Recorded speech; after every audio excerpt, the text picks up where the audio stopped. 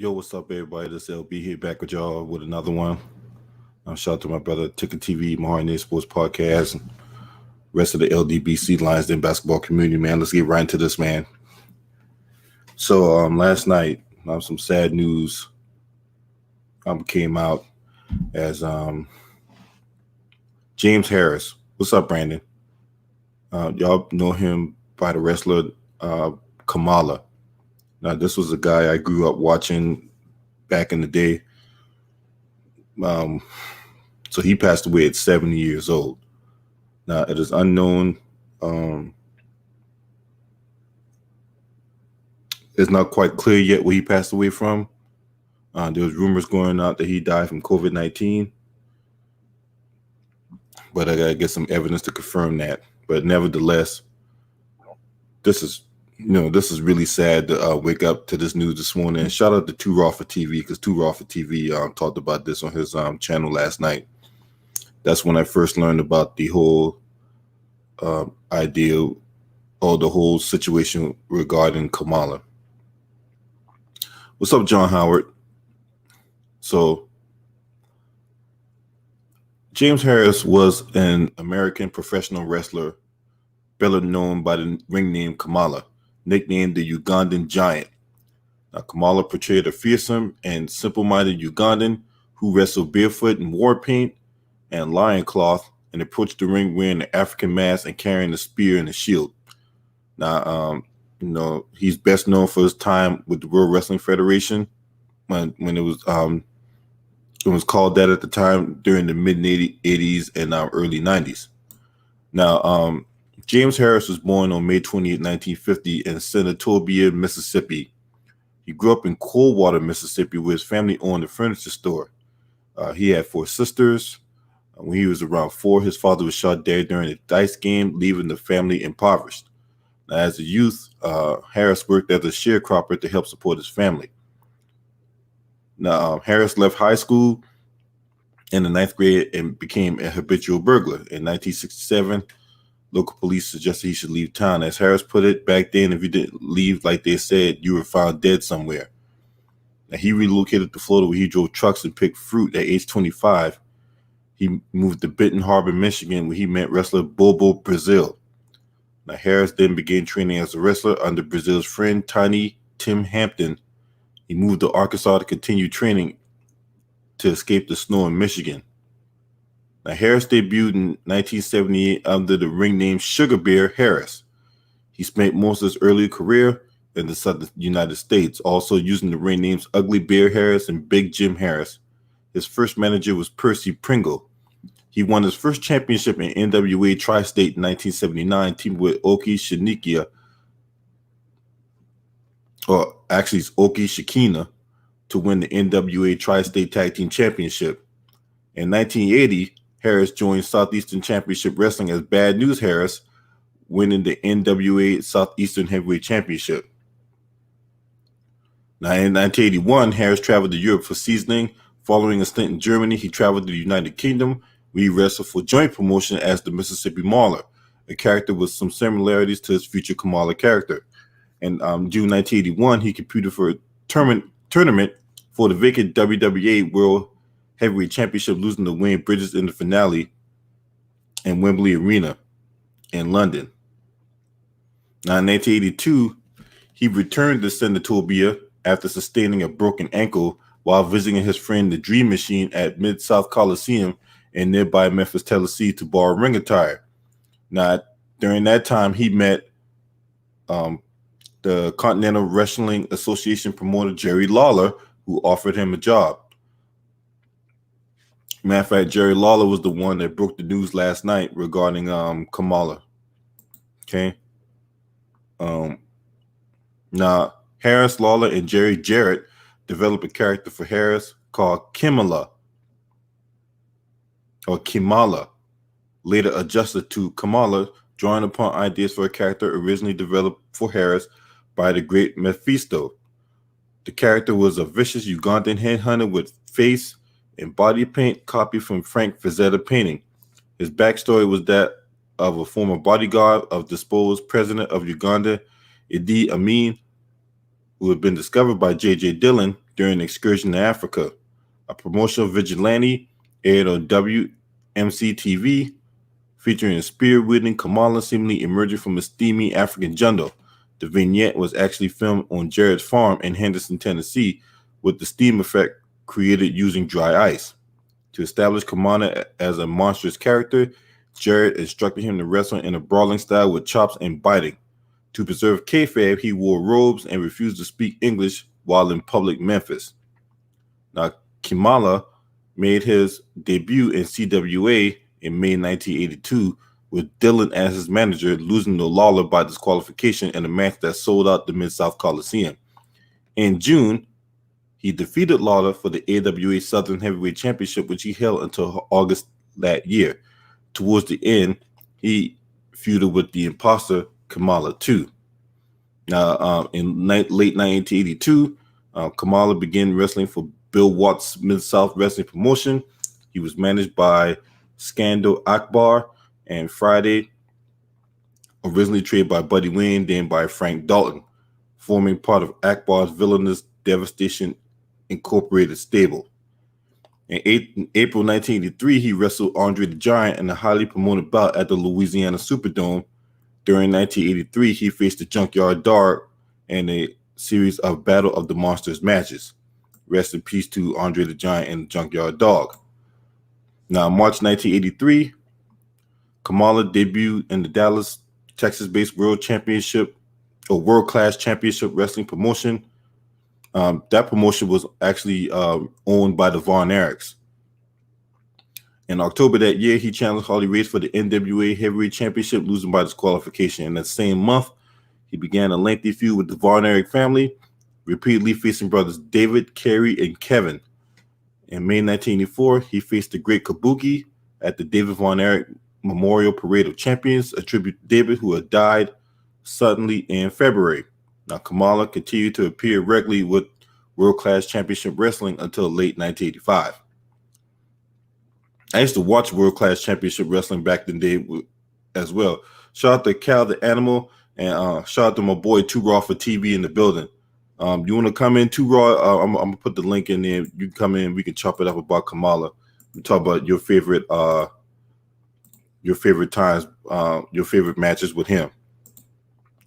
Now, he joined the World Wrestling Federation in 1984. He was managed by Classy Freddie Blassie and a mask handler in a safari clothing known as Friday. In a memorable segment on the television program Tuesday Night Titans, Kamala seemingly devoured a live chicken with a cutaway shot of feathers flying out of his mouth to show the illusion. Now, after defeating a series of opponents called B. Brian Blair, Salvatore Bellamo, and Chief J. Strongbow, August 1984, Kamala challenged Hulk Hogan for the WWF Championship, wrestling him to a double countout. In 1984, he began a series of matches against Andre the Giant, among them a steel cage match which he lost to Andre after Andre sat twice on his chest. Now, Kamala's following appearance was in the Battle Royal of November 1984.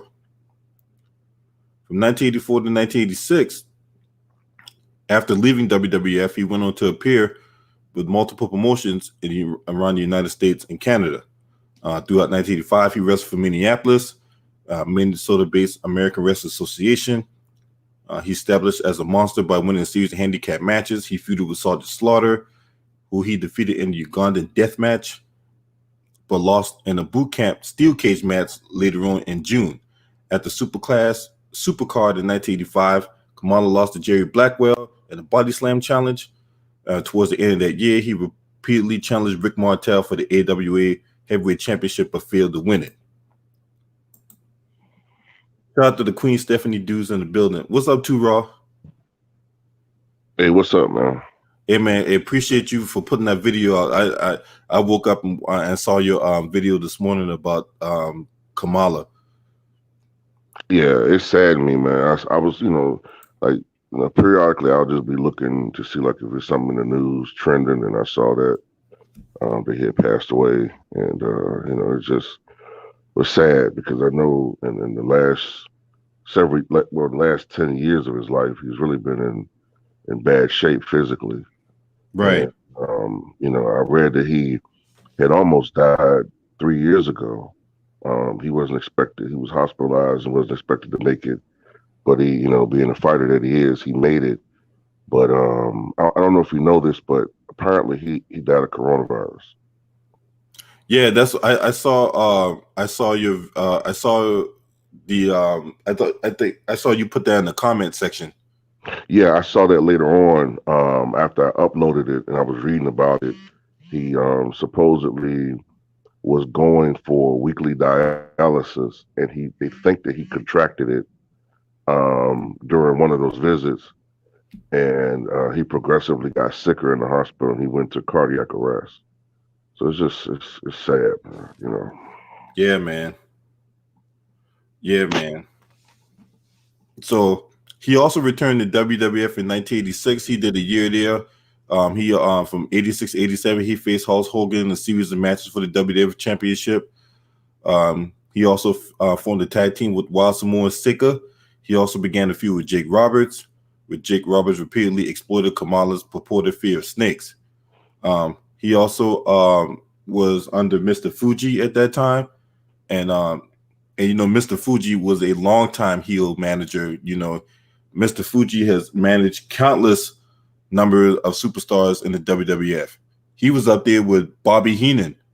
One could make a rival with Mr. Fuji, up there with Bobby Heenan, right? Mm-hmm. From 1988 to 92, he wrestled for the United States Wrestling Alliance.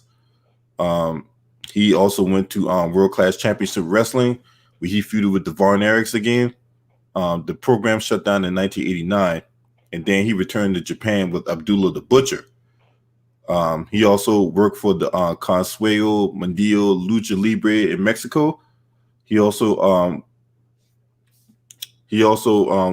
like I said, he did work for the United States Wrestling Association with Jerry Lawler. And then he did another stint in WWF for a year from 92 to 93. 93, he lost the King of the Ring to Mr. Hughes. You remember Mr. Hughes, right? He looked the black bodyguard. Now him, I don't remember that well. Yeah, Mr. Hughes was the black bodyguard and whatnot. You know what I'm saying? What did he dress like? What did he have on? Like, so he was this big black dude. He wore he always wore suspenders. He had a white dress shirt with a tie and black and he looked like a bodyguard with the black dress. He always wore a black suit to the ring with a black tie. right. And and then he also wore glasses as well. I probably have to see a picture of him. I'll be like, okay, yeah, I remember that guy. Just to give you an idea, Mr. Hughes, I like him too. He was a heel in WWE too. I know the crazy thing about back then is I was a typical fan. I didn't like heels back then. I like faces, but as I got older, I started liking heels. I think Hollywood Hogan kind of converted me to liking heels because they're funner. They would make wrestling as heels. You know what I'm saying? Exactly. Yeah. So this was Mr. Hughes. Okay, I do remember him. Yeah, he was a bad, definitely was a bad guy. And okay. I do remember him.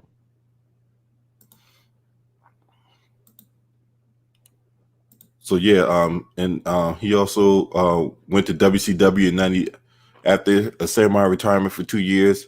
He went to WCW in 95. He was part of Kevin Sullivan's Dungeon of Doom stable. In his first appearance, he defeated Hacksaw Jim Duggan at Bash at the Beach.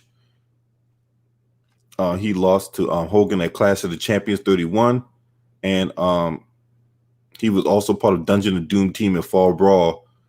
And I used to watch I love Fall Brawl back then, man. And USWA, he returned there where he teamed with Brian Christopher. Brian Christopher was Jerry Lawler's son. And PG-13 to defeat Tracy Smothers, Doug Gilbert, Jesse James Armstrong, and Robert Gibson. You know, the half of the Rock and Roll Express. Okay. Jerry Lawler, I think I remember reading this. Didn't he kind of pretty much help to start Kamala's career with Yeah, wrestling? he did. Okay. He did. Now he also made He also made more sporadic WWE appearances over the course of 5 years. And then he went to the independent circuit from 2002 to 2010. His last match was August 15th, 2010 at Juggalo Championship Wrestling with the Weed Man defeating the Haters. Wow. So So yeah, he wrestled. He was 60. Okay. yeah, he pretty much wrestled up into the 60s or whatever like that. This is my thing. So here's my question. Why is he not in the WWE Hall of Fame? My best guess is two things. Racism, and I get the impression that he's a real person. He's an honest person. If he don't like something, he'll come up to you and tell you. And I saw an opinion yesterday, after reading that he had passed, and I think that the other main reason is if you get on the bad side of Vince McMahon, he holds grudges, and I don't know whether he got on his bad side, maybe about asking about money or whatever, but it, I I think that has something to do with it, And when I say racism, I think it's character. You know what I'm saying? Like, I mean, look, he had to do what he had to do. You know what I'm saying? It was a nice, gimmick. You know what I'm saying? It made him money at the time. It got him a career. But it's kind of racist that they had him as a the character that he had. You Right. know, so I don't know whether that is going against him or whatever. I don't know, but he should be in the Hall of Fame. If you look at some of the people that they got in that Hall of Fame, Pete Rose, they should have I know, him. right? Right? Yeah, I mean, Snoop Dogg will cry for crying out loud. yeah, Snoop Dogg is in the WWE Hall of Fame, but Kamala isn't. Yeah. Yeah, he got that Trump gene, you know what I'm saying? I mean, if you go on his bad side, man, dude holds grudges. Shout out to Jermaine Maxwell, Aaron Garnett. Appreciate y'all for being in the chat, man. Yeah. Yeah, man, that was crazy, man. So, what was one of the matches that you liked with Kamala? Now, me personally, the match I like with him is when he was brawling with the Undertaker and they had that casket match. Right. That's one of my favorite matches with Kamala. But what's one of your favorites?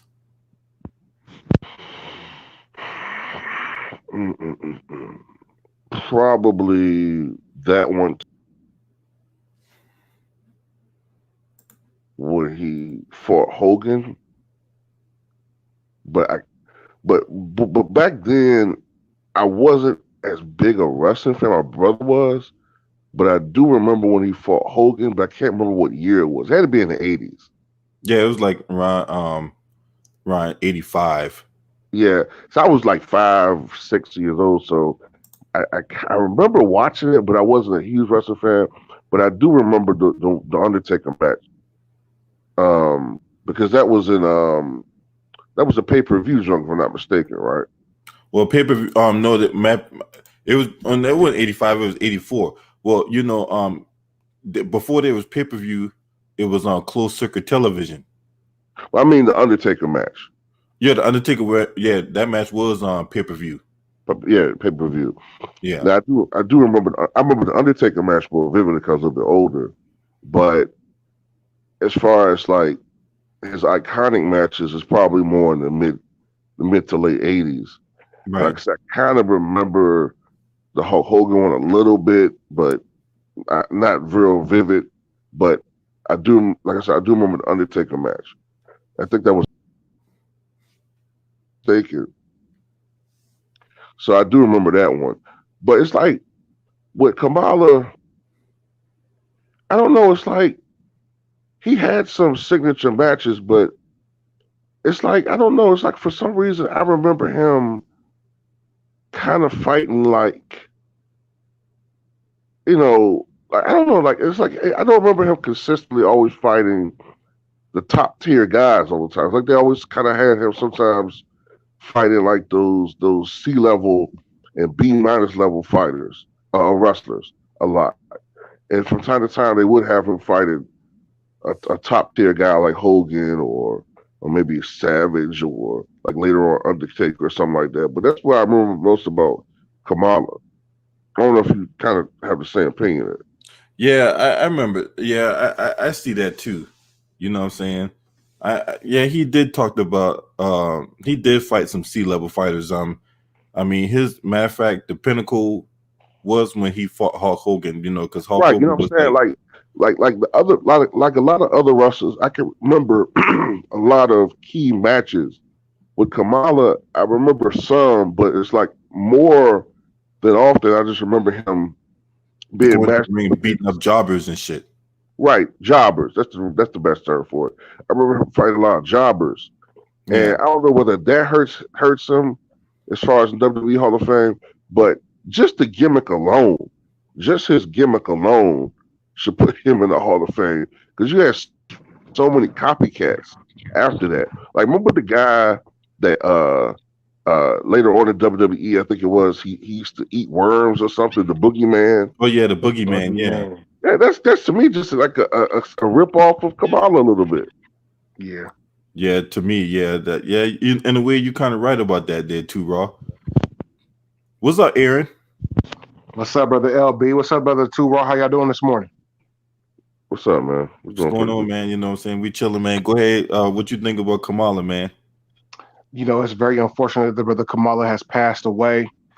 Um, yeah, and I agree with you, Two Raw. You were hitting on a great concept, man, about maybe Vince McMahon and his vindictiveness and maybe his racialism in his booking, which is crazy because that's been a hot topic in wrestling for a while. Um, if you gentlemen care to even venture into that world, you can look up shoot interviews of Mark Henry and some of the other prominent black wrestlers talking about how some of these other guys would actually rib them, which are what we would call quote unquote pranks, and how they would treat these guys. But the Ugandan giant Kamala, he was definitely one of Vince McMahon's little pet projects, in terms of racialism. But he still served a purpose in wrestling, and he broke down doors, and he definitely raised the glass ceiling, and he showed that black performers in that wrestling ring could actually draw some money or draw attention to the job and have a career in wrestling. So respects to that brother. He went through a lot. I implore people to look through his career and see what happened. But I just respect for you brothers for actually talking about him because he's one of those guys that's going to get thrown under the rug. You know what I'm saying? So I appreciate you gentlemen for talking about him. Yeah, man, that's what we do, man. You know what I'm saying? We Yeah. got to keep these memories, guys, alive, man. You know, shout out to Mondere Moore. I see you in the building, and Drippy the Kid. I see you in the building as well. So shout out to both of you guys. Appreciate y'all. But yeah, man, it's up to us to keep these memories, guys, alive, man. You know, hey, you know what, too, Raw? You and I should do a video about Sylvester Croom. If you don't know who Sylvester Croom is, that's the Junkyard Dog. You know, Oh man. Oh yeah. he was I remember him more vividly. I remember him more vividly in Yeah. Kamala.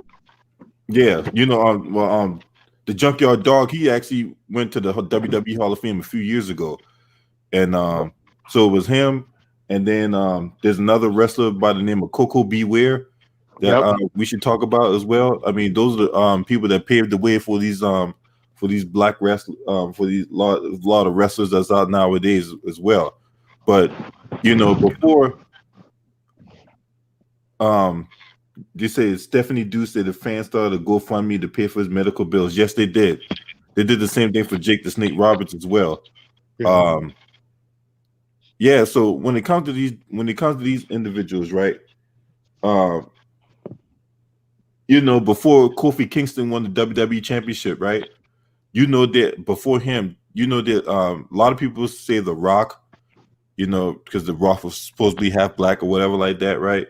But Right. you know, there's never been a WWE champion up until then. That was black. Yeah, there was really no black WWE champions. They would win they would either win the secondary belt or they would win the tag team belt, but they wouldn't win the main belt. That's right, because Booker T didn't win the main belt, right? What was it, the USA belt or something like that? No, He won the he WCW won the belt. WCW and the World Heavyweight Title belt. That's Yeah, he what it won was. like the World Heavyweight title, but he Heavyweight never title won the belt. WWE championship. Right. And Yeah. they made a clear distinction between the two back in that era with the Raw branding and the SmackDown branding. So yeah. Right. Yeah, but even with that World Heavyweight Championship, that was like considered the secondary belt. Because Right. that belt wasn't in WWE. That belt was actually a holdover from when Vince bought WCW back in 2001.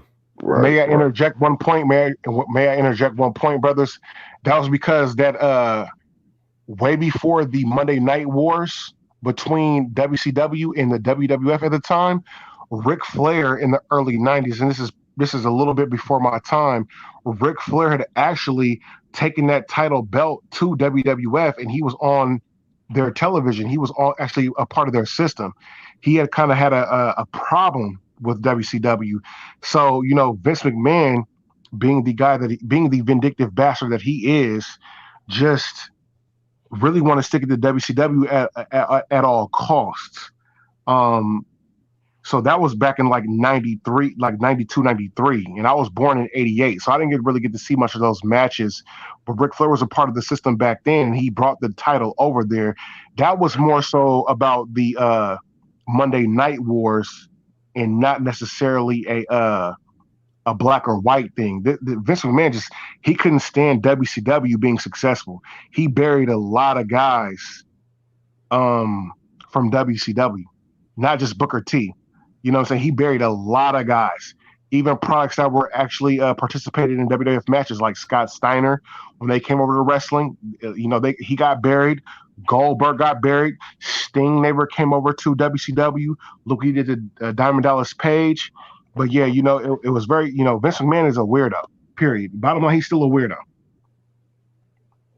Yeah. I don't give a fuck how weird he is. You just need to make sure that you put Kamala in next year's WWE Hall of Fame. You know what I'm saying? Agree. Kamala definitely deserves it. I mean, it's just sad that he won't be here to, you know, accept this award, or, you know, in a what do you call it, in a cryptic sense. He's not here to smell his own flowers. Yeah. Right. You know? Right. Yeah. So they got to make sure they do what they make sure that they put this man in the WWE Hall of Fame. He definitely deserves it. And you see, I mean, big old Instagram post about it. Then I say, rest in peace to the late great Kamala. You know, we're not talking about Kamala Harris. Well, this is the real Kamala Harris, not that. You know what? I'm not even gonna mention that other Kamala Harris and right now. You know, she don't deserve to be in the same breath as this man. But all right. Yeah, we're not gonna talk about that Kamala Harris. Yeah. I was saying, rest in peace to Kamala Harris's VP, candidacy. Oh yeah, I should do a Patreon about that. You know, but oh my God, she is so awful, man. But yeah, man. I mean, this man had to me, he had a storybook career. I mean, I'm gonna, I got the WWE Network, so I might go watch some of his matches later on in the day, man, just to be able to, you know, rekindle my childhood, you know. Yeah. I love me some Kamala back in the day, man. You know, he's like, you know, his move consisted of a whole bunch of and you know, his moveset was very simple. You know what I'm saying?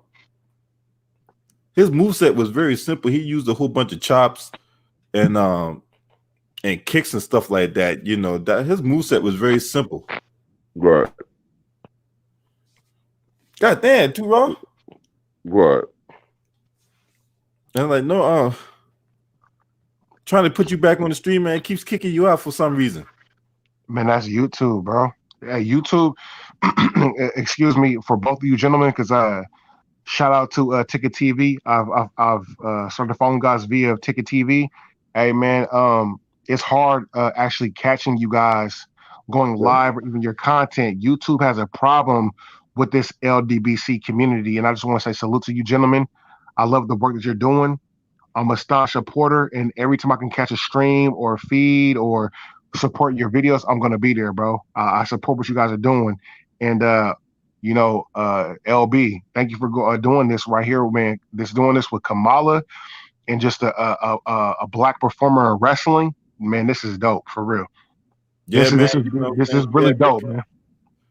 Yeah, shout out to Marco Hinton in the building, man. I appreciate that, man. You know what I'm saying? Look, when it comes to our black performers, you know, we gotta pay homage to the guys that paved the way and paid their dues, man.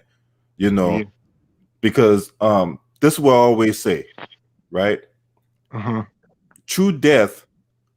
See, Kamala's gonna, you know, he might be gone in the physical form, but he always gonna live forever. You know, through the memories, through the storytelling of all of us, right? True death is when you're forgotten. That's what true death is. Oh yeah. Agreed, brother. That's a great sentiment right there, man. Yeah. Oh, let me ask you, gentlemen, something though. Because I heard you guys bring up the Boogeyman, which was another character that Vince concocted with his creative team. When you look at characters like the Boogeyman and Kamala and even Papa Shango, and then you think about the Nation of Domination, how do you feel about Vince McMahon's portrayal of just black characters in general in what he calls sports entertainment? What, you want to go first, LV? No, you go ahead too, Rob.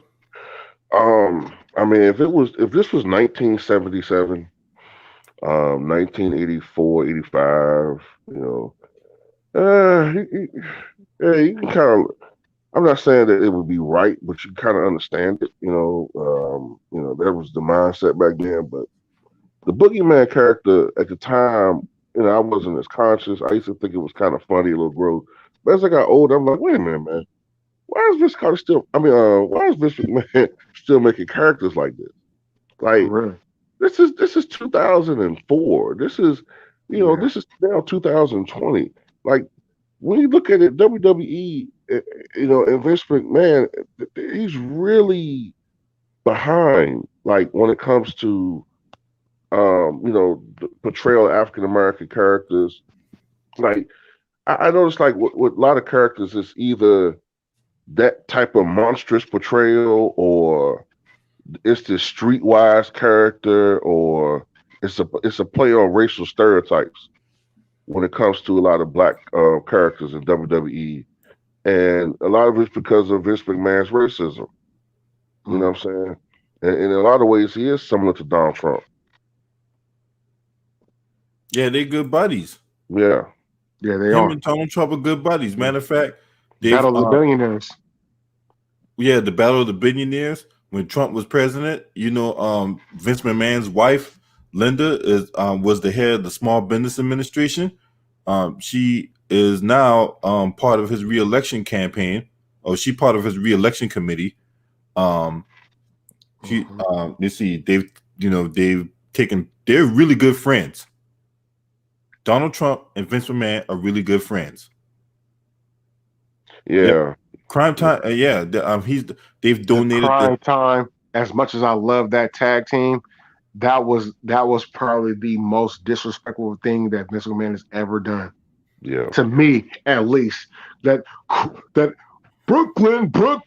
I was like, yo, and Shad Gaspard was just too over the top with his entrance, and as much as I loved them and I got behind them because they were a black tag team, but that shit right there, that to me, that was the straw that broke the camel's back. Because you know, I'm only 32 years of age, so I got to see the tail end of Papa Shango. I got to see the tail end of that, and I got to see the transition to the Nation of Domination. And for me, that was a stable that I can get into especially at that time in the Attitude Era. But then to see Vince McMahon transition out of that and going into some shit like the Crime Time, I couldn't take that, man. That's what made me hot was Crime Time. Yeah, the thing that did it for me, right?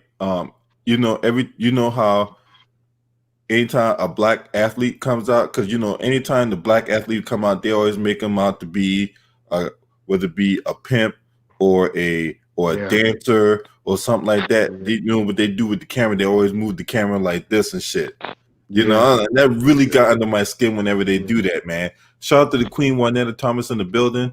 Shout out to Willie Self and Barack Lawmeyer.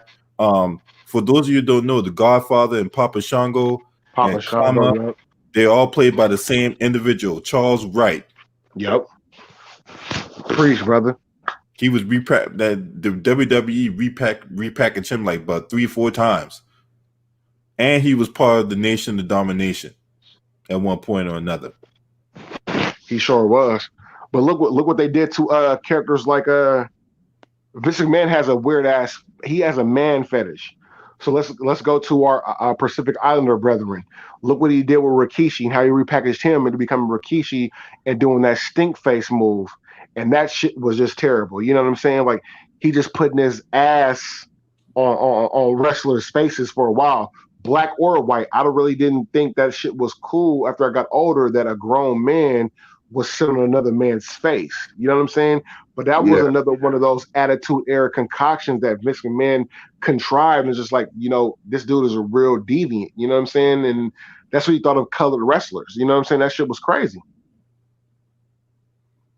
Yeah. I thought it was like when Rikishi first, was doing that, I thought it was a little bit, I don't want to say funny, but like sort of like Dumb and Dumber type funny stuff, Dumb and Dumber type humor stuff. But like you said, as I got a little older, I was like, that's kind of gay. I'm just being real honest, man. Like what is that? It's not a wrestling move, man. I don't know. Yeah. That's crazy. Yeah, that's over the top, man, and it's crazy because remember that Rikishi put that move on Booker T in one I think it was a segment on Raw, and then Booker T threw up on Michael Cole. You know what I'm saying? Booker T just threw up. I was like, the type of embarrassment rituals that some of the guys have to go through on television is crazy. Even The Rock was in a kiss your ass match with Billy Gunn with Mr. Ass back in the day. So the type of shit that he puts his wrestlers through, the type of storylines that he okays in wrestling, whether it's black or white, it's like Vince McMahon has this type of fetish he wants to impose on these men to just like destroy, male hegemony or just lower themselves as men. It's kind of crazy. But what these black stereotypes over the years is even worse. From a boogeyman and a Papa Shango, the Nation of I love the Nation of Domination angle, but just that angle in general, that that was crazy because he went far with that. They went very, very far with that one to just like parody the Black Panther Party, and they knew what they were doing. Right. Yeah. There's a lot of hidden racism that goes on within especially within WWE that a lot of people don't pick up on and stuff like that. But at the same time, they are trying to clean this up. Especially with with the whole Black Lives Matter everything going on. This is not the time. Well, actually, this is the time. I want you to show your racism so I can cancel you out. Exactly. Let's just be honest with you. Let's just be honest about that whole situation. This is the time for you to poke your chest out, show your true colors shining through. Yeah, this is the time for you to show it, baby. You know what I'm saying? So I can cancel you out, just like I did with Starbucks. You know what I'm saying? Yeah, man. So let's talk about some favorite wrestlers back in the day. For me, I mean, let's talk about wrestlers who can cut promos and all that. Now, Oh, Kamala didn't really cut promos. He always had managers and whatnot, you know what I'm saying, that cut promos for him. But like the Queen Juanetta Thomas said, the people back in the day that to cut promo, Macho Man Randy Savage, when he cut that promo talk about the cream rising to the top, I'm like, boy, that man, I'm telling you, man. oh yeah. Hell yeah. So who I know, and then obviously Ric Flair, man. Ric Flair, man, his promos back then, man. And the one thing I liked about Ric Flair, back then when he cut his promos, he would always uplift his competition. You know what I'm saying?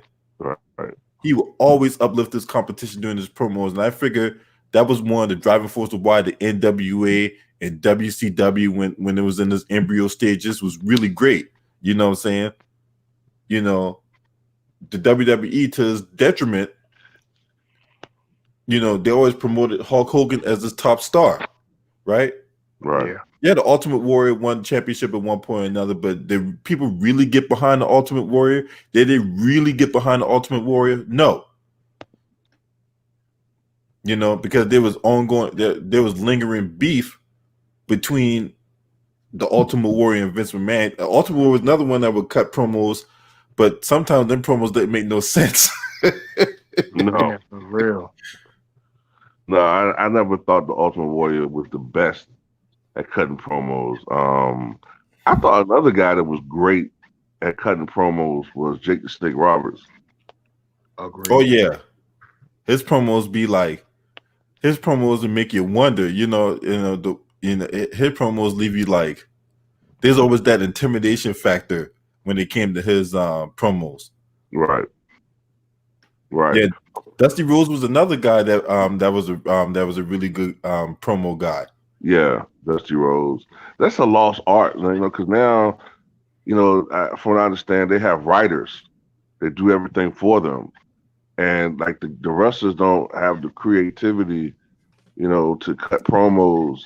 They don't from shoot interviews, they've all said that they had to write their own stuff. So yeah, certain wrestlers too will have the creative freedom to do their own stuff. Okay. Not all of them, but certain ones that are like John Cena, The Rock, Dave Bautista, Triple H. Those are your guys who have creative control to just do their own promos. Daniel Bryan, another guy. He's Shawn Michaels. Those guys have their own creative freedom. But if you're a guy like you guys just breaking in, right? Then yeah, you can't go off script, and I think that's a big mistake because what you're doing, you're capping the potential ceiling of a person, right? And that's one thing I liked about AEW. I don't know if y'all saw it. That's the new wrestling that's out nowadays. Yeah. All Elite Wrestling. The wrestlers cut their own promo. Every wrestler, they cut their own promo. They just give them, hey, they give them something to talk about, and then they have the creative freedom to go out there and make their own stuff. But at the end of the day, let's face it, a lot of these guys, their personality just make you not want to have anything to do with them. Right. These guys don't have no personality. These guys have, like, I got more personality than some of these wrestlers. You know what I'm saying? Yeah. Can I ask you, gentlemen, a question? Do you think it's the scripted promos and the lack of creative freedom that's killing wrestling today? Do you think that is? Was definitely killing WWE, because this is the thing, right? They always recycling old stuff that. So for example, right? So the This Is Your Life segment, right, with Mankind and The Rock. Yes, sir. So there are two other times they tried to recreate that promo, right? They tried to do it with John Cena and Mankind. Then they tried to do it later on with Sasha Banks and Bailey, and it's like, look, I knew it worked before, but some things, just because it worked back then, don't mean it's going to work now. And I just don't like the fact that WWE be trying to take old storylines and bring it into new They just keep recycling storylines, man. If you pay attention long enough, you'd be like, man, that looks similar to this promo back in the day, you know? Right. Yeah. So that's why WWE, and then the whole thing of the content, the content's trash. They keep recycling storylines, they keep rehashing old matches, and it's like, look, you talk about running things down to the ground. They run shit down to the ground. Now, the one thing I liked about AEW, they're not recycling old matches. I like that nostalgia feel that AEW has. While they try not to be WCW and all that, they try to stay in their own lane. They're not trying to sign every WWE reject that come through the door. And I like the fact that they try now. They do have some old WWE superstars there, like Chris Jericho, John Moxley, who Dean Ambrose. Dean Ambrose, yes, sir. Yeah, Cody Rhodes, who's like one of the executives guy that Dustin shout out to my Rhodes. boy Black Reality TV in the building, man. You know what I'm saying? Appreciate you. So I like that old WCW feel. They're bringing back some of the old content. So because like the Great American Bash and all that, that's all Dusty Rhodes stuff.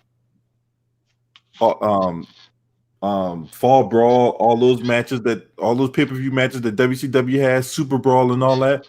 Most of those were created by Dusty Rhodes. Yeah. And can I go on the record stating this on your channel? I'm trying to be controversial. Dusty Rhodes has black lineage, ladies and gentlemen. Dusty Rhodes is of black lineage.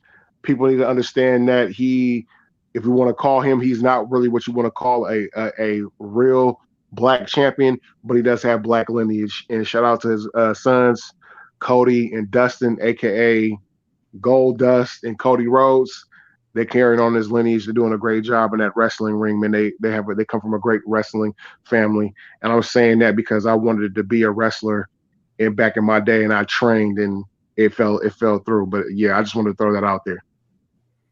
Yeah, he did create War Games, Brandon. Dusty Rhodes did create War Games. Sure the hell did. Buy that War Games DVD and watch it. It's a great DVD, man. So yeah, man. I mean, so for a guy like Kamala, I really wish, I think that's part of the reason why Kamala was bouncing in and out of WE. Cause I think he saw, the disrespect that a lot of these black wrestlers were getting back then. That's why he was bouncing back and forth. I guess he wanted to do his own thing, man. So yeah, man, shit. That's man. I remember reading God, huh? I remember reading that when he fought Hulk Hogan, in that match, highly anticipated match, Vince McMahon paid Hulk Hogan a lot of money. And Kamala, like, by comparison, got like chicken feed, bacon bits. He went to complain to that about his money to Vince McMahon, and Vince McMahon told him, like, if you don't like what you're getting paid, you can quit. So yeah, they disrespected Kamala a lot. Yeah, they did. Yeah, because the reason why he paid Hulk Hogan, we know why we pay Hulk Hogan, you know what I'm saying? Yeah, he had to. He was his cash cow back then. He had to, man. Yeah. Hulk Hogan was Vince McMahon's cash cow. That's the guy he was pushing to be, because he was trying to take because I don't know if you know, back in the day, right? Wrestling had their own set of territories, right? Right. The WWF was pretty much controlled the Northeast. You had Jim Crockett Promotions that controlled the South. You had the World Class Championship Wrestling out in the Midwest. Wrestling had its own set of territories. You had the AWA, the NWA, World Class Championship Wrestling, all that, right? So when Vince McMahon's father passed away, right, and he came up as the head honcho, he wanted to take the WWF mainstream, or at the time it was called the World Wrestling Federation, right?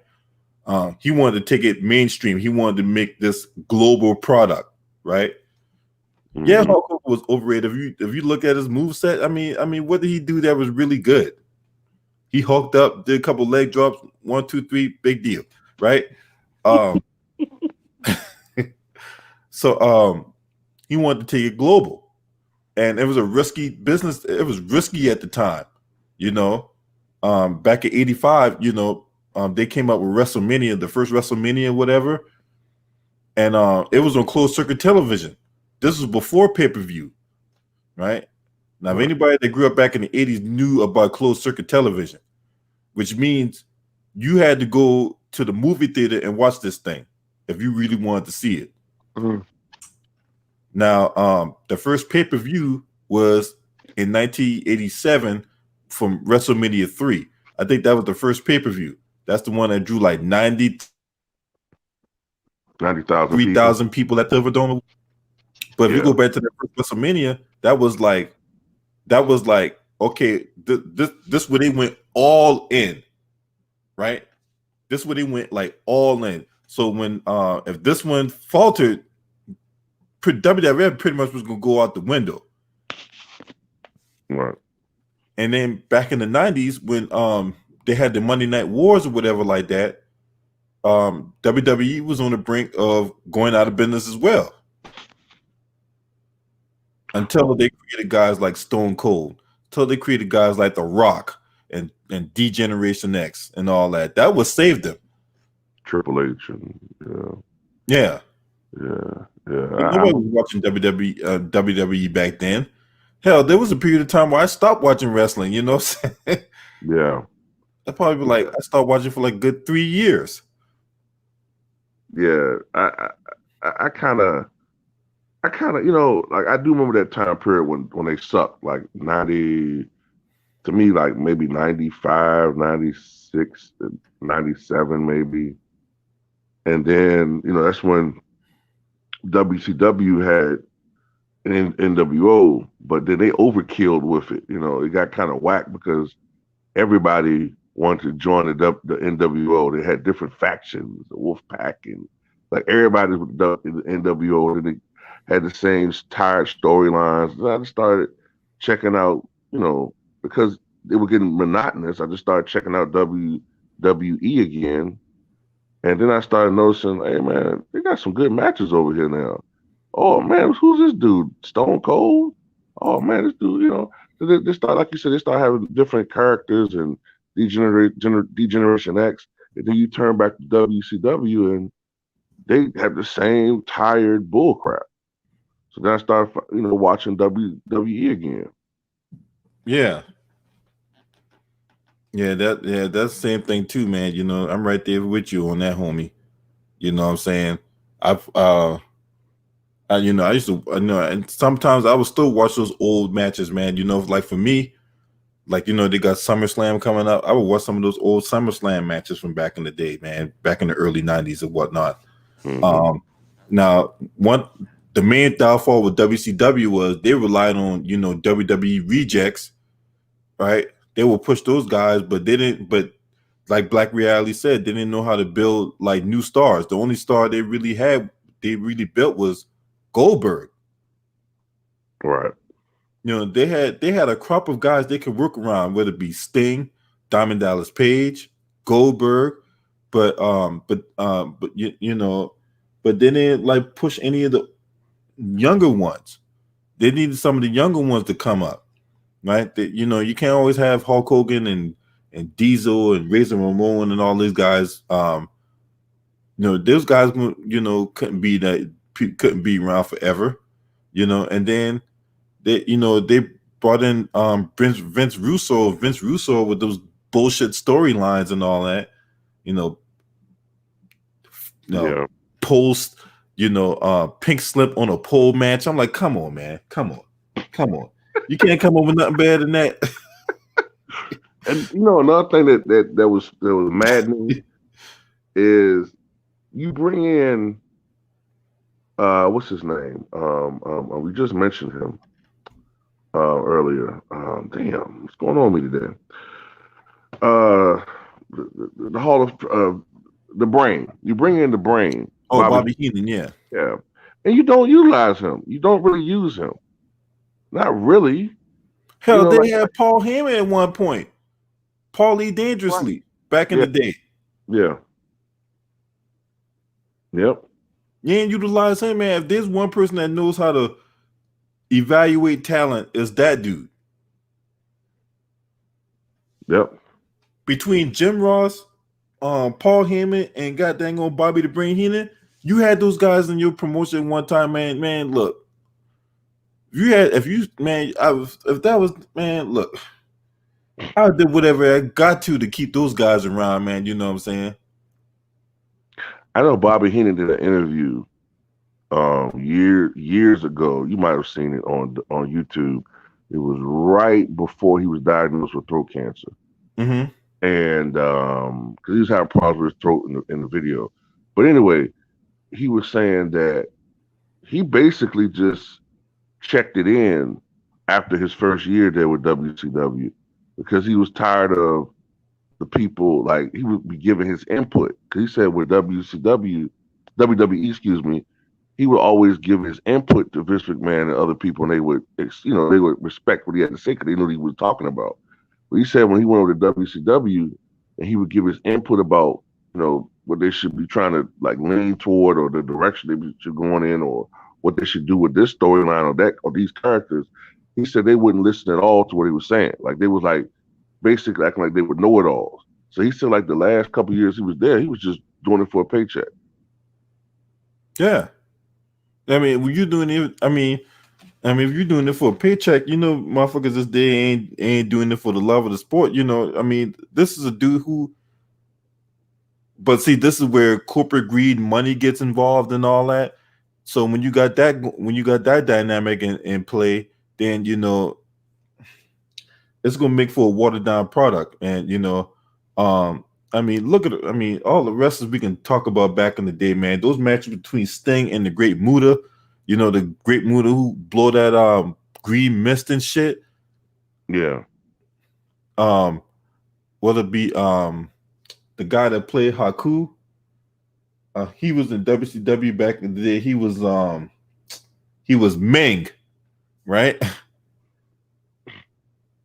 And they had the Barbarian at one point. I mean, they had a good thing, and they just completely just screwed it up, man. Yeah.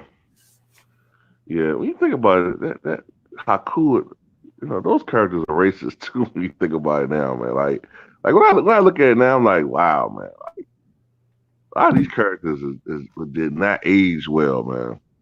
But I don't know. I just, at the end of the day, man, just can't stand the direction the wrestling's gone in over the past 10 to 15 years, man. Like, like I don't even watch wrestling anymore. Like it's to the point like if you can mention some top wrestlers today, I don't even know who you're talking about. I'm that like stuck in 2005, 2007, which is when I kind of like started fading away from wrestling. But it's like I hope that like sports today in general doesn't start turning off like fans like me and other people just because of the lack of creativity or it's like they're not trying anymore, man. Maybe to me the best thing was when they had competition with WCW and other entities because that's when they were actually trying to present their best product. It's like maybe because they don't have any competition anymore, they're not even pressured to, promote to put out a better product now. Oh, too raw. You might want to check out All Elite Wrestling on Wednesday night. Really? Yeah, All Elite Wrestling on Wednesday night. It comes on TNT from 8 to 10. I've seen some of their pay-per-views, man. I also seen some of the they call it AEW Dynamite, right? Man, that's the one thing I look forward to watching on Wednesday nights, man. I would watch that. I would seriously consider. I would implore you to consider watching AEW on Wednesday night. You know what I'm saying? But yeah, they did. Yeah. But you are right though, as far as like they have not them having competition, they got complacent, they got lazy. Yeah. It has to be that, man, because it's like they were living a little bit off the Attitude Era after they conquered WCW, but then afterward, when those guys started getting, injured or retiring or getting older, fading away, it's like they really didn't have a backup plan. They didn't really promote outside of John Cena, who most people don't like. Outside of John Cena, it's like they didn't really have a lot of up and coming stars to replace these guys. And, I just didn't like a lot of the talent they was putting out there afterward. Then remember they had that stupid like weekly guest host shit on Oh, WWE. the weekly, the Raw guest host or some shit. Yeah, I remember. Yeah, I checked it. When I tuned out, man, and don't get me wrong, I love the original Three Stooges.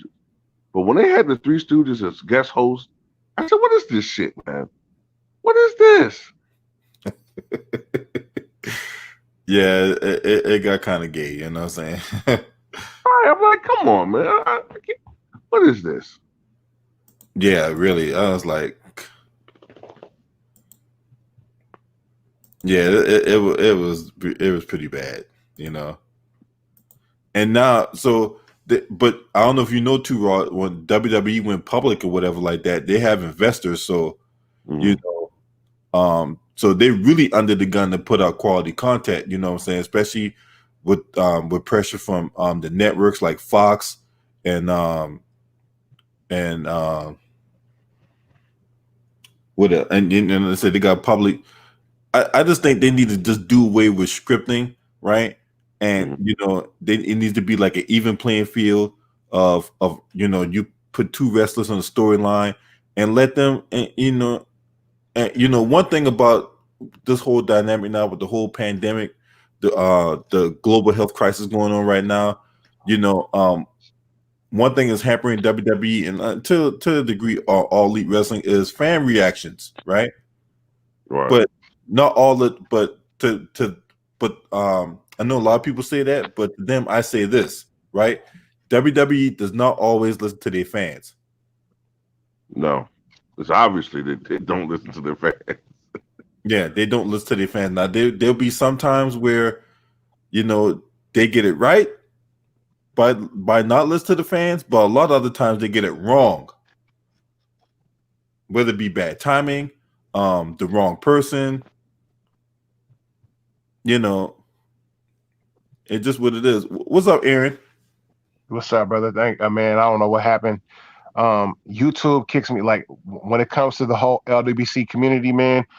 YouTube kicks me out of a lot of your guys' live chats. When you guys go live, I'll be in there. Next thing you know, my phone will just turn off, bro. Really, and there's nothing wrong with my phone. My phone is brand new, so it's crazy, man. That goes for you as well too, Raw. I've been in your comment section. LB, I've been in quite a few of your videos. I'm one of the Ticket TV rollovers, so apologize, gentlemen. I try to support everyone's channels when I can. And YouTube is a trip, bro. I don't know what's up with YouTube, man. I don't know what's up with them either. Hey, for I know. everybody in the chat room, hey, check the try to refresh your notification bell or whatever like that. YouTube been deleting not only but deleting channels or whatever like that, but they've been unsubscribing people. Yeah. They've been people not getting notifications. So make sure you refresh your notification bell every once in a while. What's up, the best fighter? Hey, how you doing? Chilling, bro. You know what I'm saying? What you got on Kamala passing away? It's sad news. I wasn't, I wasn't old enough, obviously, to watch him, but I did go back and watch some tape. He was an interesting character. I mean, I didn't really like how they be doing black wrestlers and stuff, making them do all this goofy shit. Right. But I did like his gimmick. Yeah, man. That was bullshit, man. That's how it was for those guys back then, though, man. You know, they had to they had to do what they had to do for the times to make it. You know, to pave the way for the up and coming generation to be more respectable and do more respectable characters. But his character was very memorable, though, man. He should already be in the, like LB said, he should already be in the WWE Hall of Fame years ago. Yeah, it should have been. He should have been in the goddamn Hall of Fame like around the same time the Junkyard Dog went in. Yeah. I think Kamala, the reason why he's not in the WWE Hall of Fame is the lack of money that his character drew. You know what I'm saying? When you go back into that era, there were other characters who just had these, larger than life personas that drew a lot more money, that probably sold a lot more merch. And when Kamala went to WCW, he wasn't one of those guys that WCW can bank on to just like boost ticket sales and in-house sales. So that's probably the reason why Kamala may not be in there. There's like, if you do some research on Kamala, there's not too many reasons why he shouldn't be in the Hall of Fame. I just think that he's one of those characters that just didn't really catch on. I think, sports purists and just, wrestling purists or, black enthusiasts like ourselves, we're going to remember a character like Kamala, but the WWE universe or the wrestling world is not really going to remember him. And that's probably why he's not in the Hall of Fame, Mm-hmm. Yeah, that's my opinion on that. Because there are a lot of guys in the Hall of Fame, and I don't want to really play the race card because Booker T, he came from WCW, and I was kind of pissed off when WCW put the strap on him, that world heavyweight title on him, but they did him a favor by making him a world champion, and Vince carried his contract over, and look what he became in the WWF. So, I can't really call racialism in wrestling all the time. I just think that there's a lack of black attention on the product now as to why we don't have what we would call black superheroes in the wrestling world today. And I was going to say, speaking of, that, look what they did to Kofi Kingston. They turned him into all this like dancing, gay shit, shaking his ass and all that. Yeah, that jiggy shit. Yeah, I can't get jiggy with this shit. Yeah, that weird ass jiggy shit. Got the niggas wearing bright ass colors and lime green. Like them niggas just like, what's his name? Riff Raff. They're like Riff Raff neophytes and shit. That shit's crazy. Yeah, man. Hey, what's going on, Lou the Writer? What's up, fellas? Hey, Damn, Kamala passed away. I can't believe it. Like, I remember as a kid watching him in WWF on Saturday mornings when they had WWF Superstars. Yeah. Hey, you know what? That's That's what it was. Lou the Writer. Remember, too, Rob? We talked about that earlier in the stream. We talked about him beating up jobbers and shit like that, right? So he was on WWF Superstars, and then they had this other subsidiary program called Wrestling Challenge. They also had WWF main event on Saturday night on NBC. Saturday Night Main Event. Yeah. Yeah, I like Saturday night's main event. I like that a lot. But they only play that every so often though. They didn't that wasn't no weekly thing. Did you already talk about the time he had to almost kill Andre the Giant? He had to have a gun in his waistband. Oh, I heard about that. Heard about that. Yeah, I remember that. I appreciate you saying that, man. You are a wrestling historian for that, bro, because that's way before my time. The reason I remember that because they did a documentary on him. He talked about how he had to after him and Aubrey Giant got into it, he had to had a gun in his waistband because he had to pull a gun on Aubrey Giant, talking about that's how bad it was. He about ready to kill him. Yeah, I think he said Andre was like a bully, like he was bullying him, and he might have been saying some I don't know if this is. I can't remember. I think he might have been saying some racial stuff to him. And he said he was bullying him. And he said he wasn't about to fight Andre Big Ass. So he said if he, keep doing it, he was going to put a bullet in his ass. But like you said, whenever they had to fight each other afterward, he carried a gun on him just in case. He had to take care of him. I think the gun came out while he was wrestling one time in his weight band in the ring. He had to play it off like it was part of the act. Oh, really? Yeah. Oh man. It's kind of like in that Joker movie when he dancing for those kids in the hospital. The gun came out. He had to make it seem like it's part of the act. Right.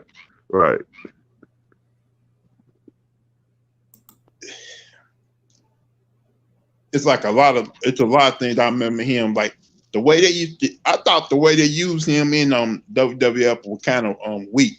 Like you don't never give a man no line, you make him seem like he's a idiot. Like what the hell?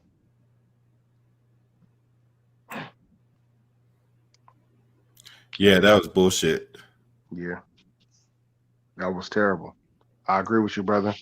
I agree with you on that one, man. That was garbage. And they still doing the same. They still doing the same to black wrestlers right now, making them seem like dancing fools. Yeah, can I ask, and shit. Yeah, can I ask y'all a question with that? How do you feel overall with the black portrayal of our characters in wrestling today? Because do you think our glory days were in the late '90s with the Attitude Era? And do you think right now it's just like a crock of shit, pretty much? Right now, I feel like they give us like the same characters every single time. Make us You ever seen a movie with Damon Wayans where they he was working with this he worked with Hollywood. He developed a show where they had black people wear blackface and they had to dance. And like they back in the 1900s. Yeah, I remember that. That's why I feel like they're doing to the black wrestlers right now. Even though they're not wearing blackface, they dancing like they back in the 1900s.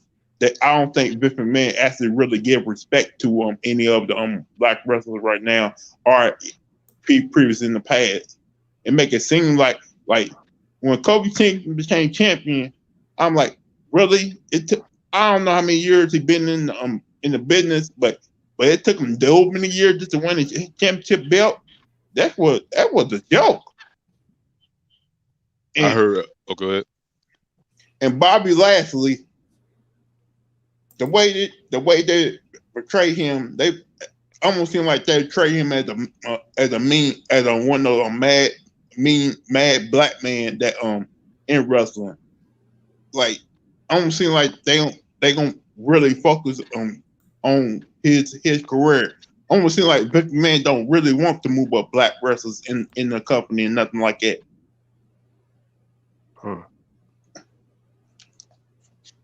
Yeah, and I was going to say the reason Kofi just became champion last year. I don't know if you remember back in like 2010 when he was having a match against Randy Orton. Randy Orton was supposed to get him the Orton punt, and instead Kofi kept getting up for the RKO. And then after the match, when Randy gave him the RKO, he was calling Kofi Kingston stupid. And then he was kind of playing backstage politics after the match. He was like saying Kofi isn't ready for the main event. Yeah, that was back in 2009 when that happened. Yeah. 2009, okay. Randy Orton is one of those. He's a triple generation. He's a 3-generation superstar, and he's one of those. One of those little pampered superstars.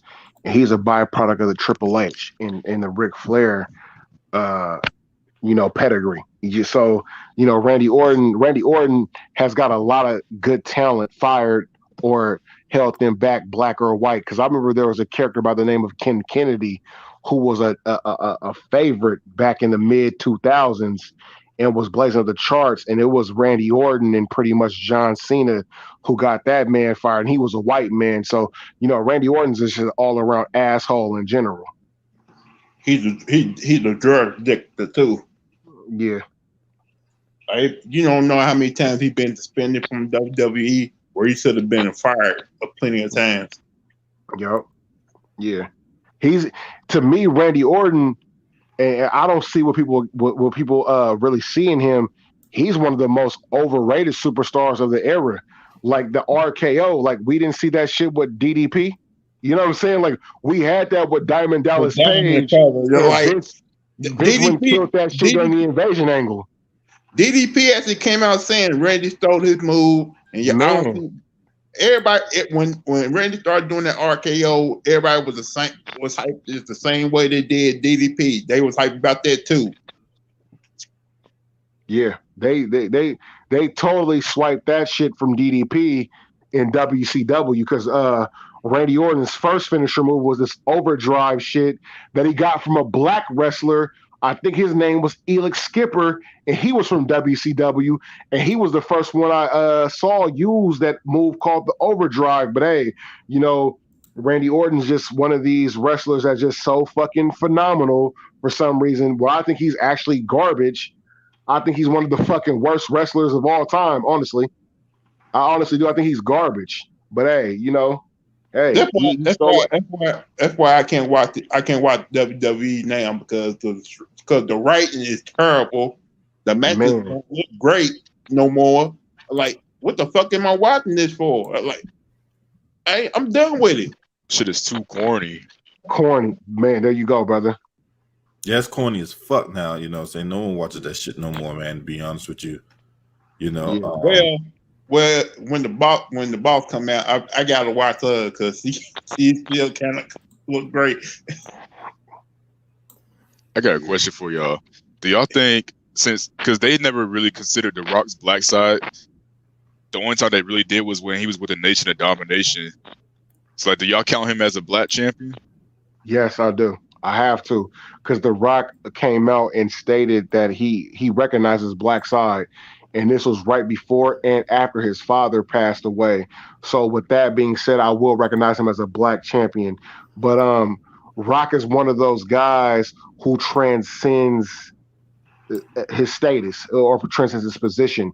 So what Charles Barkley said about black athletes, they don't look at us as being black. They look at me as being Charles Barkley. They look at him being LeBron James. The world has kind of gave up on calling Rock the black man. He is Dwayne The Rock Johnson. So, but us, we're going to claim him as being black, and I have no problem with us doing that because he's recognized his black side. Well, they're calling him the first black owner of a team now, since he owns the FSL. Yep. Yeah, he does own the XFL now. He does own the XFL now. Yes, sir. And I don't know what he's gonna do with the league. I hope he do great things because if things go well, I would not be surprised if some of those NFL superstars go to FFL, and I'd be happy about that because the way the NFL really is, I wouldn't want to play for them. If they want to make some noise, in my opinion, if they want to make some noise, I would give Terrell Owens and Ocho Cinco a contract on a team. I would make sure that we sign them to play in the XFL because those guys are staying in great shape. They want to play, and let's see them get some passes from whoever. It doesn't matter. Let's just see them still continue to get yardage and have a good time. Let's see if they can actually draw some of those NFL fans to watch XFL games. I would start there and break that father time barrier. Actually, if you want to start making noise, start a controversy, how about they sign Antonio Brown to the FSL? If they can get him, because his price would be so much higher than those two. But yeah, you go ahead. Yeah, definitely, I agree with you. Sign Antonio Brown. Like pay him whatever he wants. Shit, hell, that'd be the biggest name in the league. It'd be I wouldn't have no problem with him being the highest paid athlete in the FFL. No, I wouldn't either. What I think is going to happen is because The Rock, his ties to the World Wrestling Entertainment, and after the XFL folded, Triple H, Stephanie McMahon, that basically that family started to liquidate their WWE stock. They started to sell it. I think now with The Rock buying it, because the courts basically made it to where they can't go back and buy stock into the XFL. I think The Rock will find a way to make Vince McMahon and the WWE partners once again, because he comes from that line that's pretty much his family tree in the entertainment industry. He will actually find a way to make them come on board and be part of the XFL again. So I'm looking forward to seeing that. Um, that may fly under the radar, or it may be an overt thing that the media produces, but I'm waiting to see that. That's what I'm really waiting to see. Maybe with him being the president and owner of the FSL, you may have other black owners want to buy teams into that in the football league. That will be dope, because we do have someone in the NBA like Kyrie Irving who wants to start his own league. Let's hope that we can see that. Let's hope that we can see maybe Kyrie and Kevin Durant and other guys going to that route and investing into teams, and maybe even someone like Floyd Mayweather, who has a lot of money, and let's see what they can do in terms of investing in teams. That would be dope. Maybe forget about Floyd Mayweather. Yeah, forget about that. You know what I'm saying? Don't expect his cool ass to saying, maybe yeah, I had to say that just to get LB to say something. I knew you was gonna go there, brother. Maybe if the FSL thing goes well, it may get other black people who are billionaires to buy into starting their own league instead of having these other black athletes work under a white man league. Yeah. Well, what we're gonna do? We're gonna go after Bob Johnson and Oprah.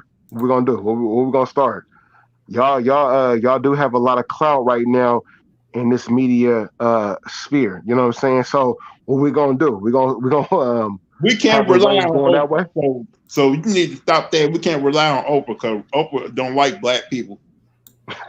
Yeah, definitely don't rely on that, Mammy Supreme. Definitely do not rely on that, Mammy Supreme. You know what I'm saying? That Aunt Jemammy stayed on her motherfucking buck dancing and whatnot. You know what I'm saying? I see what she tried to do, right? Trying to put up all those pictures of Breonna Taylor and all that, man. I'm like, man, come on, man. You know what I'm saying? We all know it. All of a sudden now you care about what the black community's got going on. Bitch, you is a damn thing for white supremacy. You and your little lapdog, Angela Bassett, Emmy Gail King. You know what I'm saying? And what's the other chick's name? The new chick she got, Ava DuVernay. Oh, Agent DuVernay? Yeah. Yeah. Yeah, there you go, brother. Yeah, she don't give a fuck about black people. She don't give a fuck about black men too. Now, so I don't want to go too far. I don't want to go too far into that, man. You know what I'm saying? Because this is about the legend Kamala. You know what I'm saying? Hey, y'all make sure y'all come right back in here because we're gonna talk some NBA. All right, Luda Ryder, Aaron, Best Fighter, Jacob Jennings, my boy Jacob Jennings, Stephanie Dews. Y'all come back in here. I'll be back in 2 minutes. All right, I'm gonna shut down the stream. I'll be back in 2 minutes. All right, we're gonna talk about some. All right, guys. Yes, sir. So make sure y'all y'all, man. 2 minutes.